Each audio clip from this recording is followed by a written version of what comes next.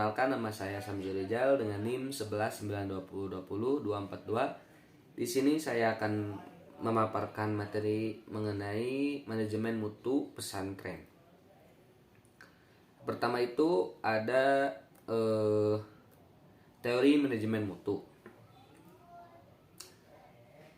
Bisa kita simpulkan bahwasanya manajemen itu merupakan kegiatan pengelolaan suatu organisasi untuk mencapai tujuan-tujuan tertentu yang telah ditetapkan dengan memperhatikan prinsip-prinsip tertentu. Prinsip-prinsip tersebut akan menjadikan suatu metode yang digunakan untuk mencapai tujuan-tujuan yang telah ditetapkan. Adapun pengertian dari quality mutu dalam Kamus Bahasa Indonesia yaitu ukuran baik buruk suatu benda, kadar, taraf, atau derajat.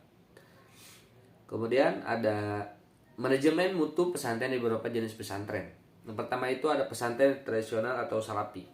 Menurut Samsul Nizar, pesantren tradisional ialah pesantren yang tidak menjalani transformasi atau inovasi dalam sistem pendidikannya.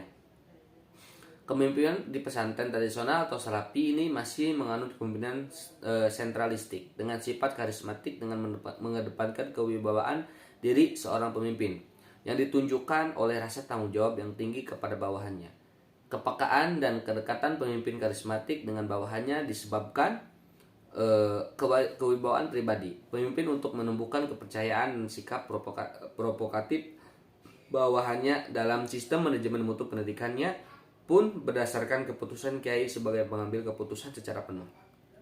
Kemudian itu dalam manajemen pendidikan menurut Terry dan Lesti ada 5. Yang pertama itu ada perencanaan, kemudian ada pengorganisasian, kemudian ada pelaksanaan, kemudian ada evaluasi, yang terakhir ada pengawasan.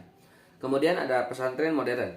Nah, pondok pesantren modern ini adalah pondok pesantren yang menyelenggarakan kegiatan pendidikan dengan pendekatan modern melalui satuan pendidikan formal baik madrasah ataupun sekolah. Pembelajaran pesantren modern ini dilakukan secara berjenjang dan berkesinambungan dengan satuan program didasarkan pada suatu waktu seperti semester, catur bulan. Kemudian di pesantren modern terjadi pergeseran paradigma kepemimpinan dari karismatik ke realistik, dari oriental karismatik ke produktif. Di pesantren modern kiai sebagai koordinator pelaksana proses belajar mengajar dan sebagai pengajar langsung di kelas. Sebagai contoh, kasus kedudukan Dewan Kiai di pesantren Tebu Ireng menjadi salah satu unit kerja kesatuan administrasi pengolahan penyelenggaraan pesantren sehingga pusat kekuasaan sedikit terdistribusi di kalangan elit pesantren dan tidak terlalu terpusat pada kiai. Kemudian ada analisis manajemen mutu pesantren di beberapa jenis pesantren. Yang pertama itu ada analisis manajemen mutu pesantren Cidanghyang, Barubuk, Padi, Rincang.